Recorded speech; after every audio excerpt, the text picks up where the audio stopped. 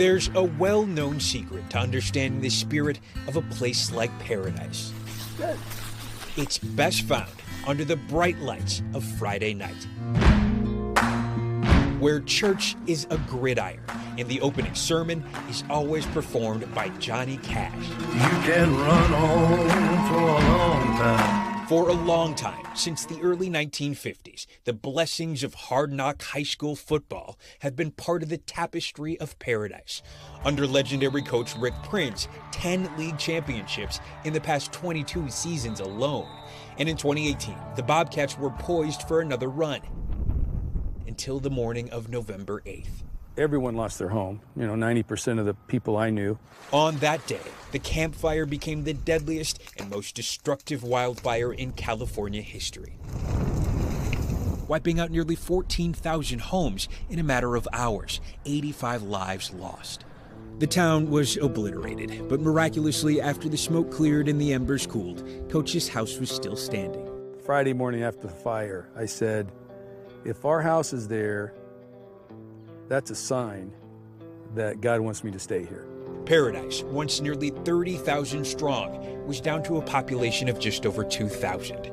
Nearly every coach and player homeless. Then, just 4 days after the fire, the San Francisco 49ers hosted the team for their Monday night game. It was the spark they needed. I had a meeting, we had 12 players at the meeting, and I told them we're having football no matter what. Without jerseys, helmets, facilities, or even a football to throw around, Coach called for practice. I wanted to give them some hope, and maybe me a little bit of hope too. In the fall of 2019, hope returned in full. The first game flooding the stadium with more than 5,000 fans, a revival of town and spirit. That night especially brought true hope to the town. It brought hope to those who want to come back and rebuild. I walked out of here after the first home game. People wouldn't leave. People were crying. They were hugging. The Bobcats won. Paradise won. LA Times sports columnist Bill Plaskey was so inspired by that night, he's been back several times to write a book on the town and team. Kids told me, we can't build houses, we can't build roads, we've lost everything, but we can play football.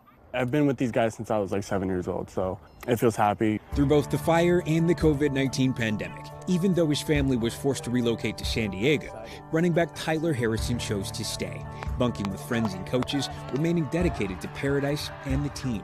What does this team mean to you? What does this team mean to each other? It's family. Like, we're out here together every single day. This is like the second home to me. This year, the team is back to dominating, but Paradise itself still has a long way to go. Former Mayor Greg Bolin played, coached, and for the past 20 years has run the chain gang for the Bobcats. He's also using his construction company to help rebuild the town, 70 homes so far. What keeps you going? I had a 70-year-old guy, he says, Greg, the fire was the worst thing we've ever been through. But he said, for the first time in my life, I have a brand new home. Never had that before. It's gotta feel good. Yeah. In 3 years, 1,000 homes have been rebuilt, the spirit of Paradise becoming legend.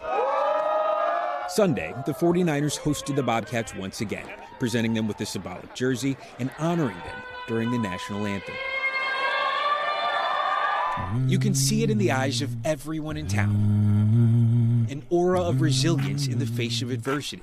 Here, they call that Paradise Strong. This truly is a field of dreams, guys. Back to you. Wow. Steve, great story. Spectacular. That was like a film.